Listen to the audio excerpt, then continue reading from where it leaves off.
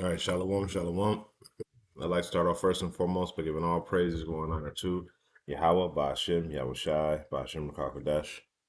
Double honors to our elders and the apostles, the great millstone who rule and teach well. Peace, love, salutations, and blessings to those who do this work in truth and sincerity. This is your brother Nathan Yala from GMS Camp Atlanta, coming back at you through the Spirit with another lesson, and I pray and hope this lesson is edifying.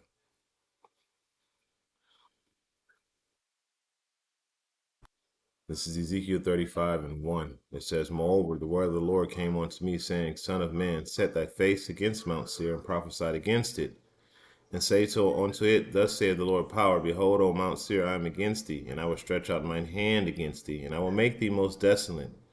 And I will lay thy cities waste, and thou shalt be desolate, and thou shalt know that I am the Lord, because thou hast had a perpetual hatred, and hast shed the blood of the children of Israel by the force of the sword in the time of their calamity, in the time that their iniquity had an end.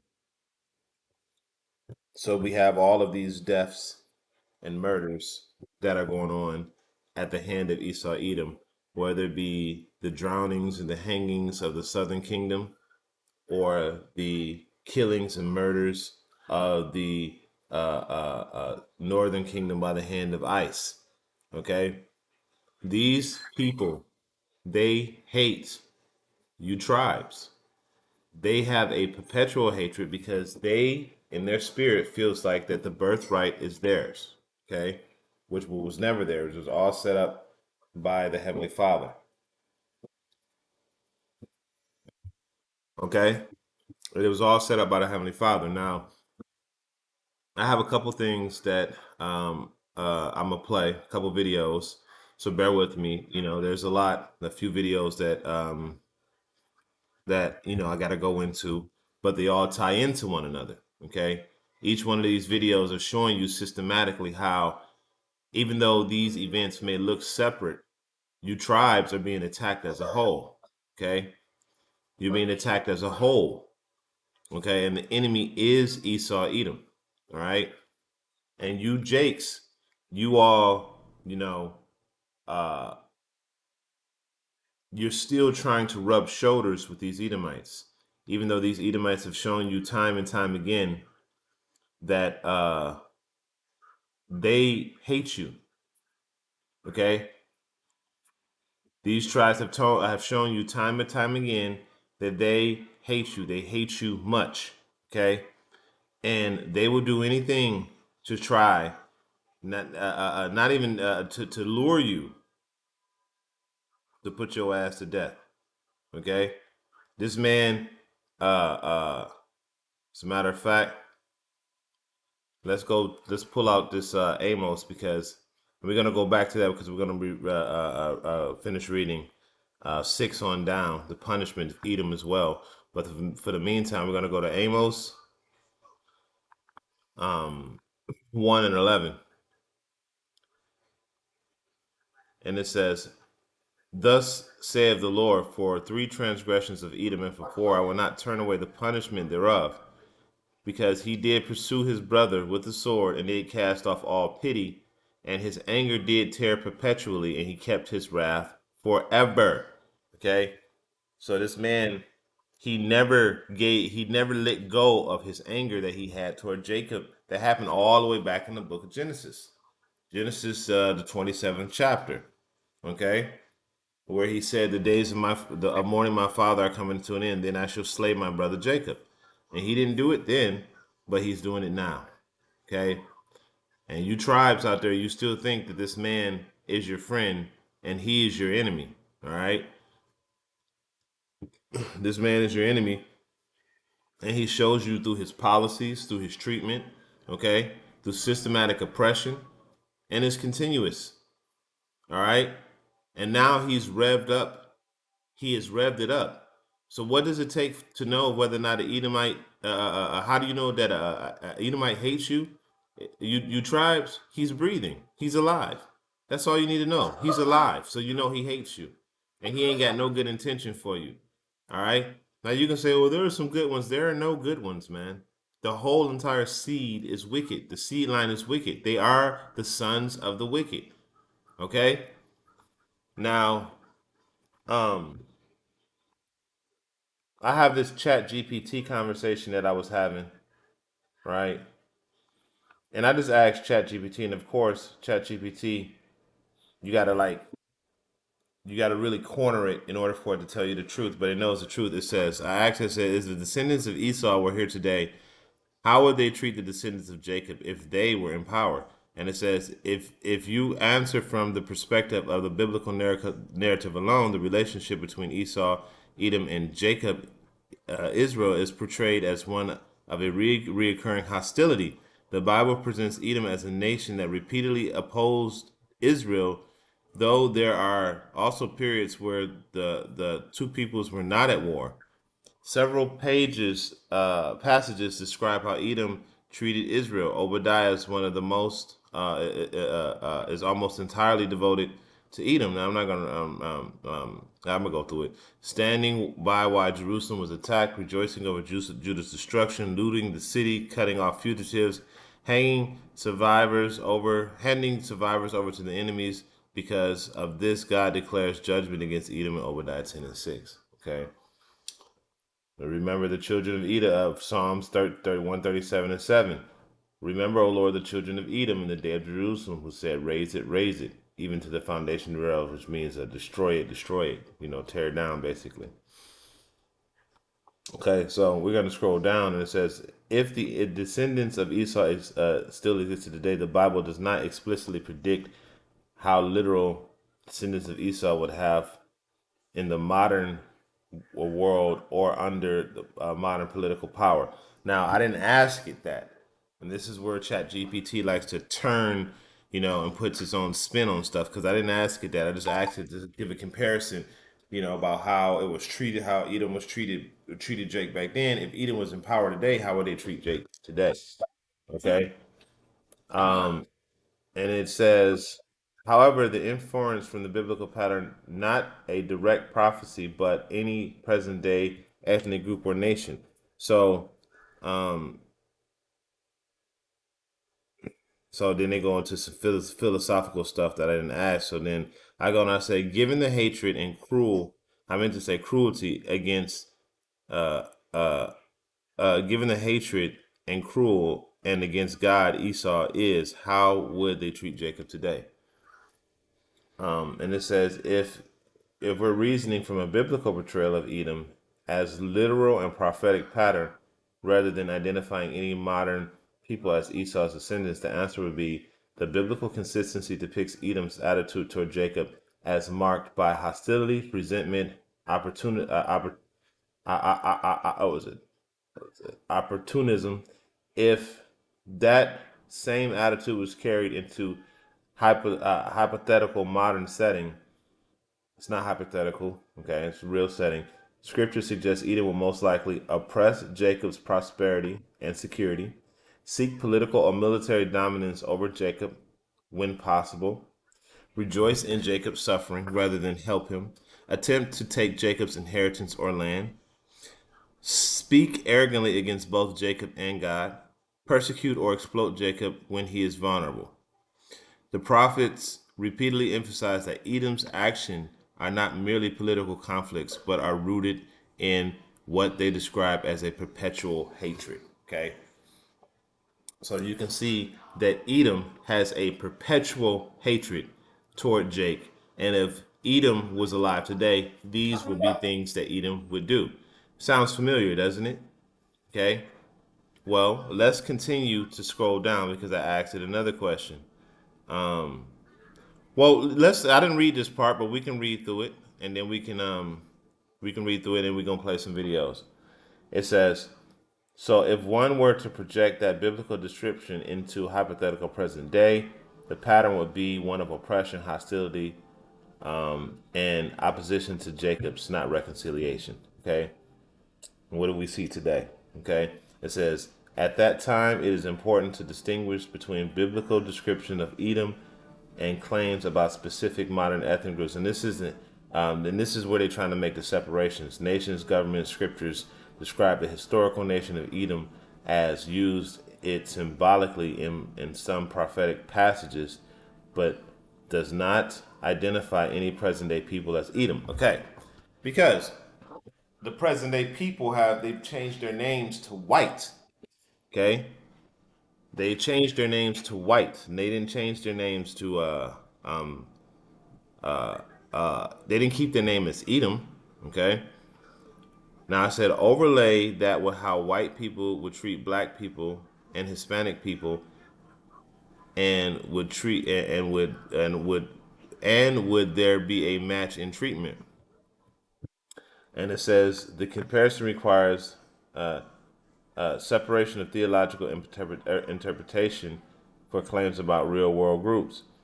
And it says, if you ask if the biblical description of Edom's treatment of Jacob resembles some historical instances of how black and Hispanic people have been treated by people identified as white, there are certainly parallels in broad themes: enslavement and forced labor, dispossession of land, political domination, violence and persecution, economic exploitation, dehumanization, rejoicing or benefiting from another group's hardship. Those patterns have occurred in various places and periods of history, including Europe, colonization, the transatlantic slave trade, Jim Crow in the United States, and conquest and exploitation of indigenous and many Hispanic populations. Then it says, however, these parallels do not establish white people as the whole of Edom, or black people or Hispanic people as the whole of Jacob. History is more complex. And no, you do have the scattering of Jacob all over the nations. Okay, so this is where they tried to separate, right, the behaviors of Esau, Edom, and treatment, to try to make it seem like it wasn't just limited to these people, right? So I'm not going to read that, but just know that's what it's saying. Like right here, this one in bold, it says, does not prove a one-to-one identification of modern white people with Esau, Edom, okay? And I says, no, I'm speaking of how white people in America treat black and Hispanic people. Overlay that. Don't add to the question as is. All right. It says, if comparison is limited to compared patterns of treatment, there is some similarities, but it is an exact overlay. You see, that's what I'm saying. ChatGPT always has to put disclaimers out there, right? It says biblical portrayal of Edoms include hostility, exploitation, violence, taking advantage during times of weakness, seeking power over Jacob, showing no pity, pride, and contempt. Looking strictly at Americans' history with Black America, chattel slavery, segregation under Jim Crow, radical violence and lynchings, disenfranchisement, systematic discrimination in housing, employment, and education. Many Hispanic Americans have also experienced discrimination, labor exploitation, unequal treatment in some contexts, prejudice, and exclusion. Those historical experiences share some broad themes with the kind of oppression commended in the Bible, in the biblical descriptions of Edom. Okay? So then it goes on to try to throw it off, but we see that today. Okay? We see these comparisons of hatred and evil toward Jake today, you northern and southern kingdom. So let's go ahead and play these videos. Salakia, the video may be kind of long, but we're going to go ahead and go through all these videos. We're going to first start with this one, because you best believe that this dude is not lying, even though, it may be satire. He's not lying, okay, on what they do. So let's play this video. You got to put that down now. I gotta get my... Yeah, you got that right. Yeah, we did it. We sure did do it. What you think?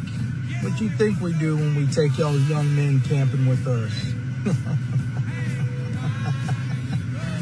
We know them boys don't know how to swim. Yeah. We throw them in that water. We say, swim, boy, swim. Woo! Learn how to swim, boy. You can't do it. You can't do it, boy. Y'all ain't ever gonna learn how to swim. Yeah, they did it.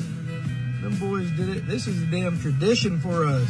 Yeah, this is a tradition. We take you boys out in the woods, and we throw you in the swamp. We throw you in the creek. We throw you in the springs and rivers. Yeah, we throw you in them oceans. Y'all can't do a damn thing. Y'all be in there splashing and screaming, I can't swim, I can't swim. Oh, hell nah. But you know, it ain't our fault. It ain't our fault you're fucking stupid. Grown man don't know how to swim. Yeah, what y'all think we do? You know, yeah, it's a big conspiracy. You know, every 6 months this skin tone, we all get together in our neighborhoods and we have like a little neighborhood meeting. And y'all ain't invited. We get together, we make plans, we talk about y'all, talk about, yeah, let's put this one in football, you know, let's put this one in basketball. Yeah, let's encourage him to do that and this. Yeah. We bet on y'all. Now, if y'all think y'all think he lying, y'all just keep on, all right? Because that's what they do. There's a book out called Without Sanctuary, and it talked about how they would gather and have these different type of lynchings and things of that nature, and they do the same thing today. It's just that today they're a little bit more hidden, organized, as we're about to see in one of these videos here. Okay, so that's it for that one. Let's move on to the next one. All right, let's go to this one. This is the one, the infamous one that's going around right now. So that speculation is out the window. Forensic did confirm that Nolan's body wasn't waterlogged. What that means is that they did not find any water in his lungs. So it would be impossible for him to have drowned. So that speculation is out the window, which also tells us that Nolan was already unalived before he ever hit the water. Correct? Because if he was alive when his body entered the water, then there would be water in his lungs. Correct? Also, Which means that they physically beat that man to death. Okay, but that's one. All right, we're gonna systematically go through these. First, we're gonna go through the Southern Kingdom. All right, and that, we already know that he's beat, but I'll let her speak because On Nolan.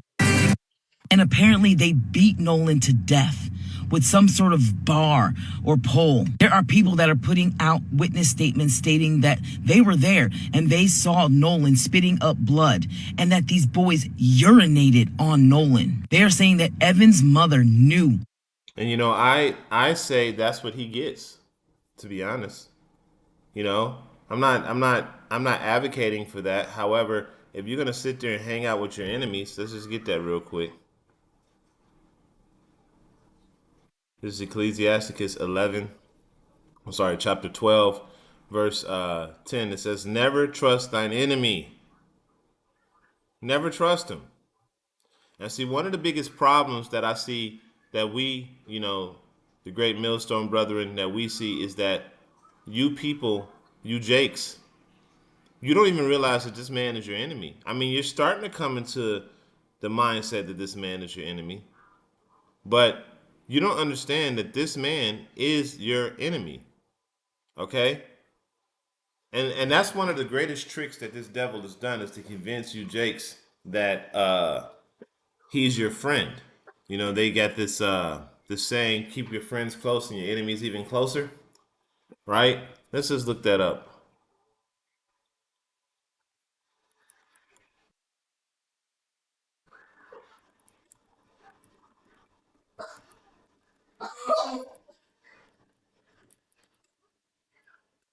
Yeah, there we go. It says this famous saying, keep your friends close, but your enemies closer. This famous saying means you should monitor your rivals more carefully than your allies by keeping adversaries close. This is what integration was about. By keeping adversaries close by, you can study their motives, anticipate their moves, and prevent them from catching you off guard. Okay? So this is one of the reasons why Esau has Jake integrated. Because Jake by nature is a peaceful people. Okay? But Jake has been convinced that these devils, even as many times throughout history, that these devils have shown you that they are not your friends, the southern and the northern kingdom, yet you still trust these people. Okay? Just that one scripture alone, never trust that one little phrase, never trust thine enemy. You Jakes don't even know Esau is the enemy. Okay? You don't consider that this man is your enemy. All right? And we go in and we tell you, right? Um, there's another video. There's so many videos I can go on, but there's so many videos to show how this man shows you that he is your enemy. So let's continue on. Not that one. Not that one yet. Not that. There was one more that I had that I wanted to play. Give me 1 second. Let me find it.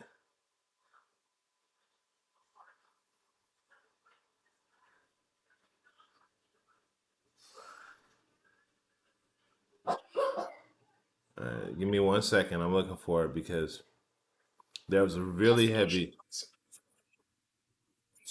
There was a real heavy video that I came across earlier. Did I repost it?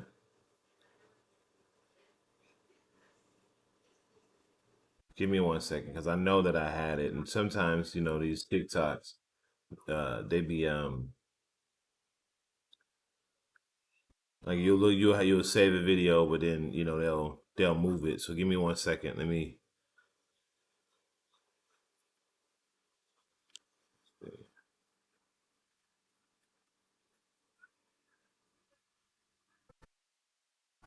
Just bear with me 1 second. I'll find it in just a moment. This one, and I thought that I sent this video up to myself, but I guess I didn't.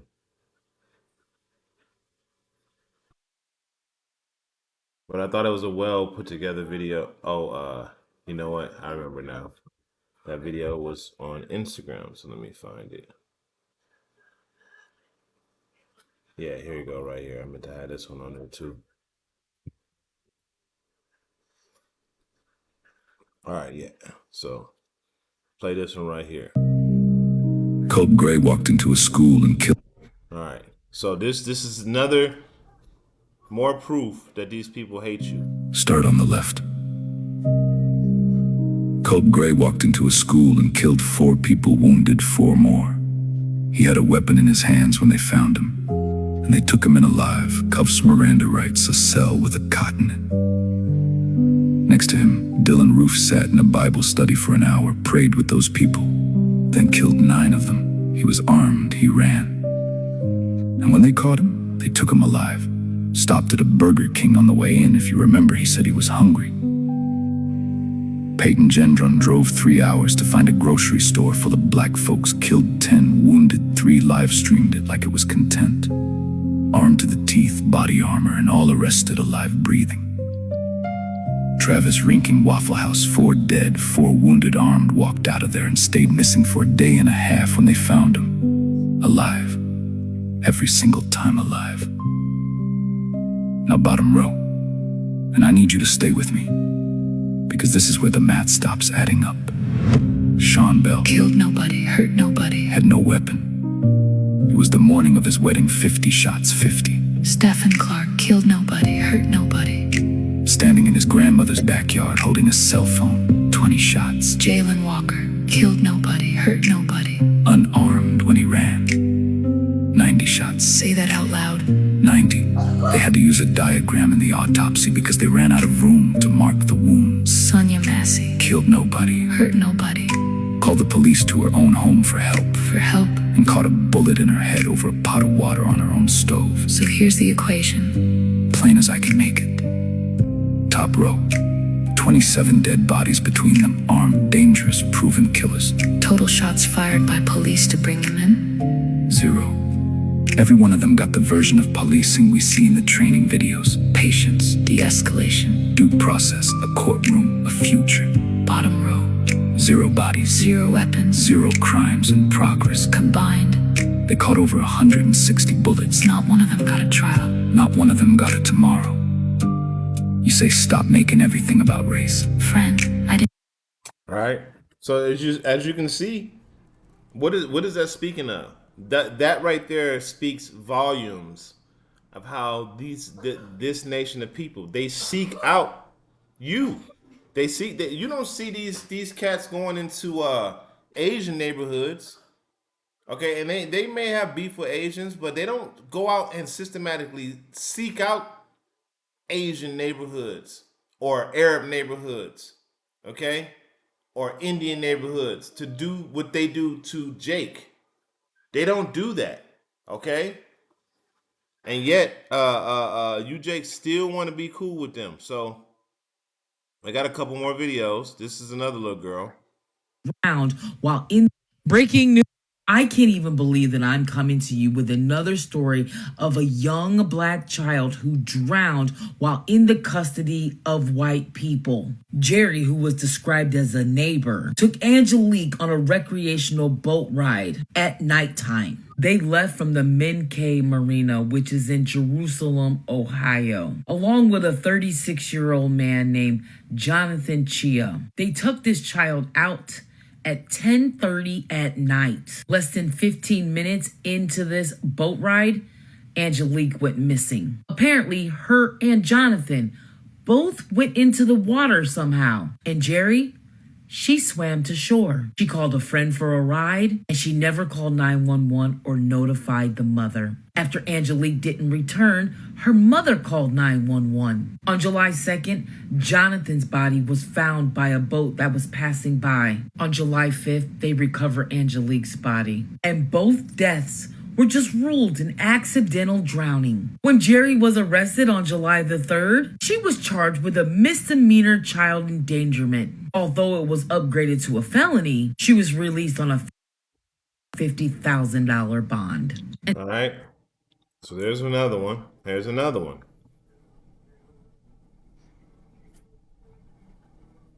Have both been discovered dead. Two teenagers reported missing in Georgia on June 30th have both been discovered dead on a roadway in Georgia. Something's happening, y'all. All right. So we Something's don't happening. listen to end up adding her little input on there. But let's go back to this Ecclesiasticus. This is Ecclesiasticus 12 and 10. It says, "Never trust thine enemy, for like iron rusteth, so is his wickedness. Though he humble himself and go crouching, yet take good heed and beware of him, and thou shalt be unto him as if he had wiped a looking glass, and thou shalt know that his wrath has not altogether been wiped away." Okay? No matter how this man approaches you, like, for instance, show your audacity. I had just moved last week. I just moved into my new spot, right?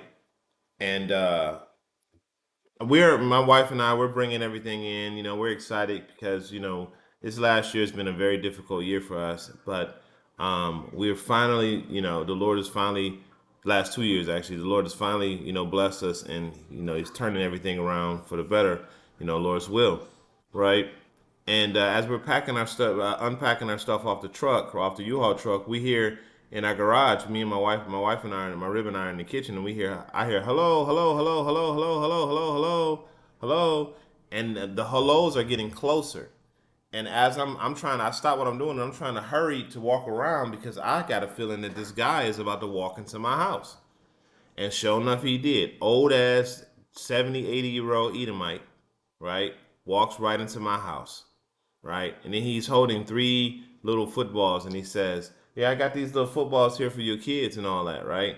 And that's something that he always does. He'll come down crouching. He'll offer you something as if, you know, to the scriptures say a gift destroyeth the heart, Um, let's just get that real quick because that's something that he uses to win people over, okay? And that's something and that's his crotching, you know. That's his crotching, right? He'll let's finish this out, and then we'll get that. This is verse 12. It says, "Set him not by thee, lest when he have overthrown thee, he'll stand up in thy place. Neither let him sit at thy right hand, lest he seek to take thy seat. And thou at the last remember my words and be pricked wherewith." Okay?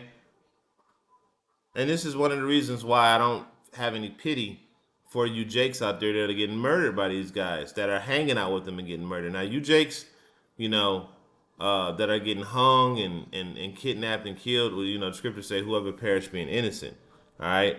Anyway, so verse 13 it says, who will pity a charmer that is bitten with a serpent, or any such as come nigh a wild beast? So, you're playing with a literal snake in man and that looks like a man. Okay? A serpent that looks like a snake. I'm sorry, Salakia. A serpent that looks like a man. A devil. Okay? And this is why it's really important to understand that this man is your enemy. Because you know what? We're going out to an island, in Mississippi. Me and my friends, we're going out there, and we really wanted you to come with us. We're gonna have a really good time. There's gonna be drinking, boating. It's gonna be a lot of women out there. Well, you should come. You should come. It's gonna be a lot of fun. Oh, duh, okay, duh, I'll come, and I'll hang out. I'll be the token black guy, duh. Okay. Because this is exactly the mindset that Jakes have. Duh. Nothing's gonna happen. Duh. You're stupid. You don't think to yourself that, wait a minute, look at the history of these people, What about the black chick that had the sleepover with the whole bunch of white chicks, and she ended up dead? Okay? You are unsafe around these people. Okay? You are unsafe around these people. All right? And that's what scriptures, that's why we say we have no pity for you, Jakes. All right? Who will pity a charmer or somebody you playing with a wild animal and he bites your arm off? All right? It's your own fault. All right? Now we played her and the people that are dead. Now let's listen to this one. Now this is Northern Kingdom. This is a DAX bot. These bots are actually. The victim is John Sebastian Guerrero, an immigrant from Colombia, according to a source with knowledge of the investigation. We've also learned from social media and other accounts he's the father of a 3-year-old girl. Here's what we know. The shooting happened just before 7:30 Monday morning. Videos show the victim's car, a white sedan, turning slowly in circles at an intersection. Then another vehicle appears to intercept the sedan. ICE officers then approach the car and pull Guerrero from the driver's seat. In a statement, Homeland Security said ICE was conducting targeted surveillance on the last known address of an illegal alien. They say, quote, an illegal alien departed the residence in a vehicle and later attempted to flee, and fearing for public safety, an officer discharged his weapon. During an interview on CNN, Senator Angus King said that Guerrero was not the intended target of that operation. Crowds protested shortly after the shooting, and this comes just days after a man was killed by ICE in Houston by agents during a traffic stop.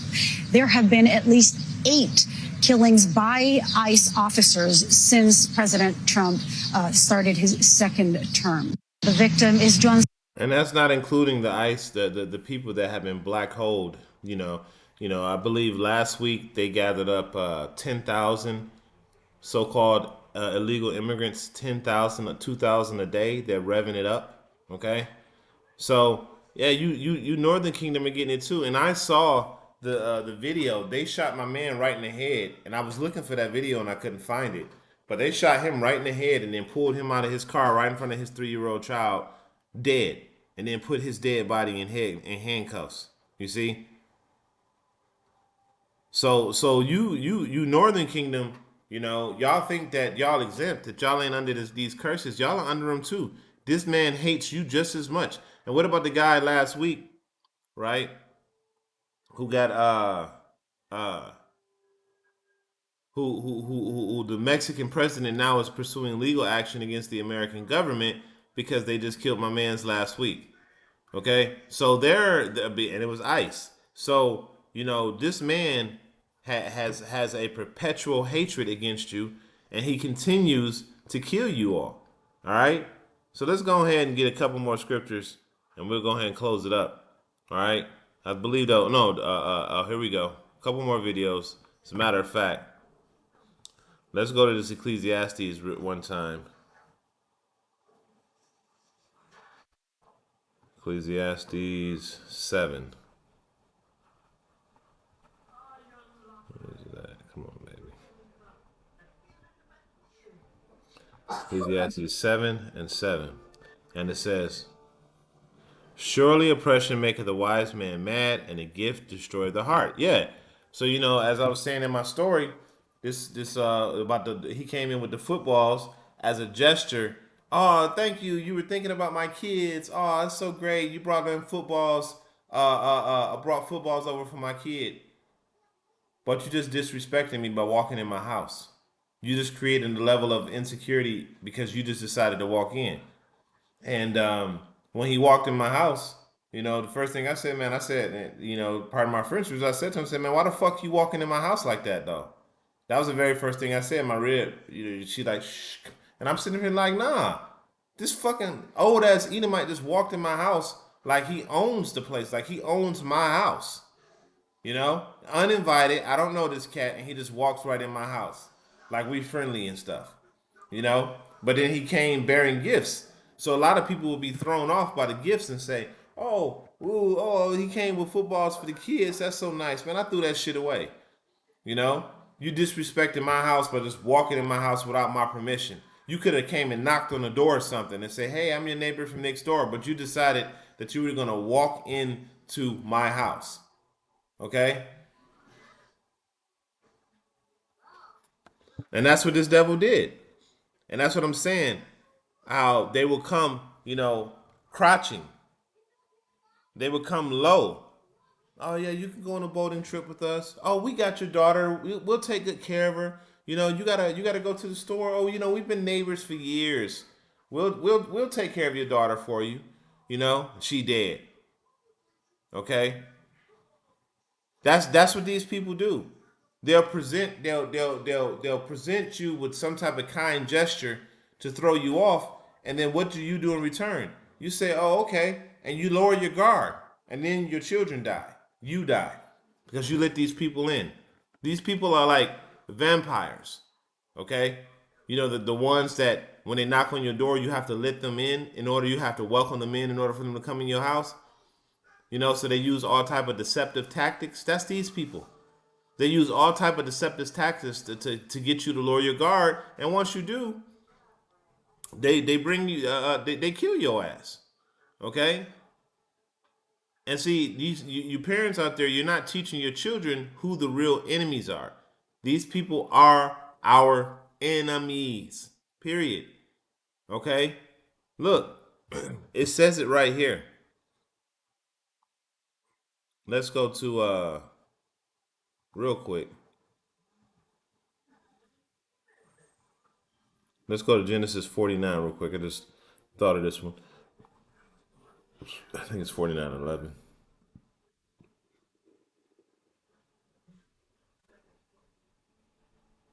No, I'm gonna get that next. That's not what I want. 49:9. Yeah, that's coming up next.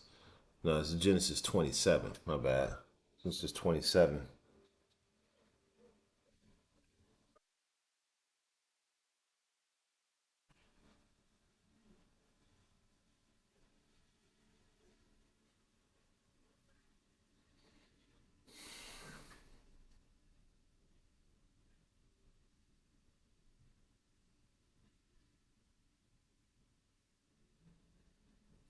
It's Genesis 27:41. It says, "And Esau hated Jacob because of the blessing wherewith his father blessed him. And Esau said in his heart, the days of mourning for my father are at hand, and I will slay my brother Jacob." Okay, so Esau hated Jacob. Now we just went in this chat GPT, and you can see the parallels between Esau and the so-called white man, and how he hates you tribes. Okay, that you can clearly see the parallels. So we know that the current power structure is Esau Edom, and they're actively going after Jake, okay, in all forms, right? So he has a perpetual hatred, and we brought that out in Ezekiel 35. As a matter of fact, let's go back to that Ezekiel 35 because I needed to finish that out. So let's go back to that Ezekiel 35.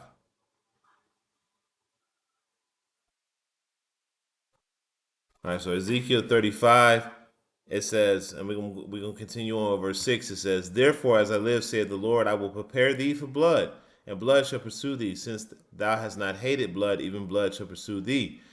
Thus I will make Mount Seir most desolate, and cut it off from being, and cut him off, and cut off him, and cut off from it him that passeth out, and him that returneth. And I will fill his mountains with slain men, and thy hills, and thy valleys, and thy rivers shall be filled shall fall shall they fall that are slain with the sword. I will make thee perpetual desolations, and thy cities shall not return, and ye shall know that I am the Lord. So Esau is on his way out the door, and his cities will not return. Okay, now, before I get that Genesis 39, because of Genesis 49, I'm gonna grab this Jeremiah because this is what y'all Jakes do. Y'all still to this very day trying to fit in with this devil that systematically murders you. You're still trying to participate in his system. You're still trying to make money according to his standards. You're still trying to live according to his standards. Okay? You're still trying to chase this American dream, and you're still trying to rub elbows with these Edomites who've destroyed everything. Okay? So I'm gonna go to Jeremiah 23. Jeremiah 2, Slack Jeremiah 2, 2 and 33. I'm already here. My bad. Jeremiah 2 and 33, it says, why trimmest thou way to seek love? Therefore thou also taught the wicked ones therefore hast thou also taught the wicked ones thy ways, right? So why does your trim ways why are you changing how you are just so you can hang around these dudes? Why are you trying to teach the wicked people the ways of the righteous? Why are you trying to do that? And that's what Jake does. Okay? You try to go out with these evil ass people, and these people marching and you know, we saw in the one video, you know, where they killed the Hispanic dude, these people, man, it doesn't change the fact that they're the wicked. Now that women are turning against them, which is a part of the curses that that was cast down upon Jake, that is, you know, Deuteronomy 30 and 7, that are now being transferred over to Esau Edom. Okay, these are those curses. His women are starting to turn on him. However, at the end of the day, this man is still in power. So why are you trying to trim your ways to be cool with your enemy? All right, you know, you never trust your enemy, and it's you know, you Jason better understand, which, you know, y'all will, because in these next videos, you know, they show that Jake is starting to get tired of it. So let's go ahead and play these videos and grab one more scripture and then go ahead and close out.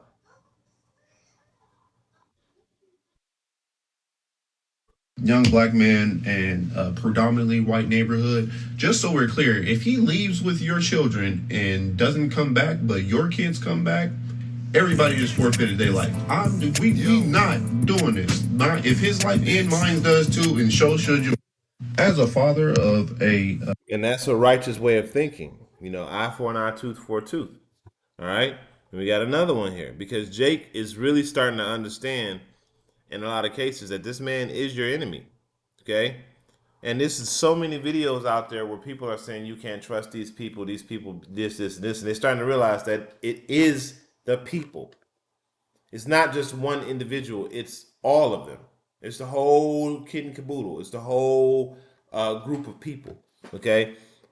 All Edomite got to be, the only thing Edomite has to be is alive to hate you. That's it. He don't need you to do shit to him. He don't need you to, because he has a perpetual hatred. All right, Ezekiel 35. Okay, and 5.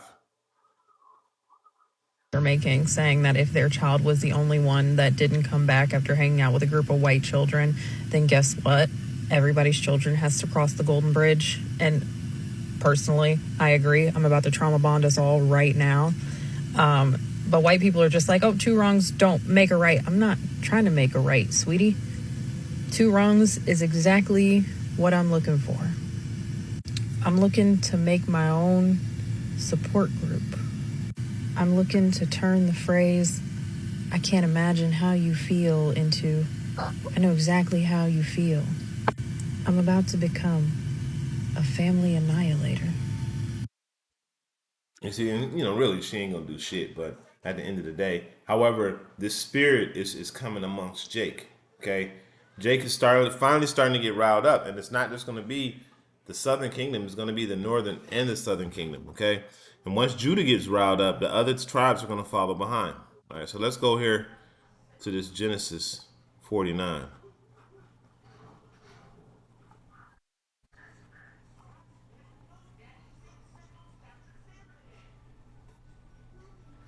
49 and 9. Judah's alliance. Well, from the prey, my son, thou art gone down. He stoopeth down. He is a crouching lion. As an old lion, who shall rouse him up? Okay? So, Judah, the Lord is rousing Judah up through the systematic, oppression and killings and murders of Jake's, of Judah, Benjamin, and Levi and the tribes. Okay? The Issachar, what I'm saying, Gad, Reuben, Manasseh, Ephraim, these different tribes that are being systematically killed, the Latin tribes, okay? And they doing all type of crazy stuff, Colombia, Cuba.